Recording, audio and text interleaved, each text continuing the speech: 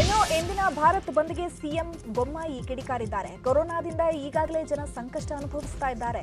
ಇಂಥ ಸಂದರ್ಭದಲ್ಲಿ ಜನರಿಗೆ ತೊಂದರೆ ಕೊಡಬಾರದು, ಹೋರಾಟ ಮಾಡಿ, ಆದರೆ ಬಂದ್ ಮಾಡೋದು ಸರಿಯಲ್ಲ ಅಂತ ವಿರೋಧ ವ್ಯಕ್ತಪಡಿಸಿದರು.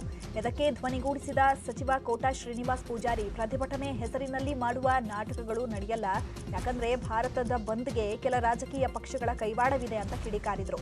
ಹಾಗೆಯೇ ಸಿಟಿ ರವಿ ಸಹ ಮಾತನಾಡಿದ್ದು ಬಂದ್ ವಿಫಲವಾಗಿದೆ ಅಂತ ವ್ಯಂಗ್ಯವಾಡಿದರು. ವ್ಯಾಪಾರ ಮತ್ತು ಎಲ್ಲ ವೃತ್ತಿಯಲ್ಲಿ ತೊಡಕೊಳ್ತಾ ಇದ್ದಾರೆ. ಜನರಿಗೆ ಯಾವುದೇ ರೀತಿ ತೊಂದರೆ ಆಗಬಾರ್ದು. ಇವತ್ತು ಮಕ್ಕಳಿಗೆ ಕೆಲವು ಕಡೆ ತೊಂದರೆ ಆಗಿದೆ. ಆದ್ದರಿಂದ ಹೋರಾಟಗಾರರಿಗೆ ಈಗಾಗಲೇ ನಾನು ಮನವಿ ಮಾಡಿದ್ದೇನೆ, ಈ ಒಂದು ಜನರಿಗೆ ತೊಂದರೆ ಆಗುವ ಕೆಲಸವನ್ನು ದಯವಿಟ್ಟು ಮಾಡಬಾರ್ದು, ಸಹಕಾರ ಮಾಡಬೇಕು. ಈಗ ಇವರು ಮಾಡುವಂತ ಹೋರಾಟಕ್ಕೆ ಬೆಲೆ ಇಲ್ಲ.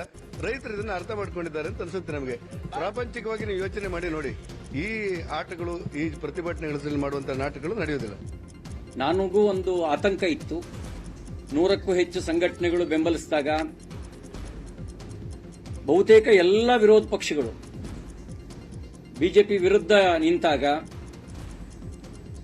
55%ಕ್ಕೂ ಹೆಚ್ಚು ಪ್ರತಿಶತ ರೈತರೇ ಇರುವಂತ ಸಂದರ್ಭದಲ್ಲಿ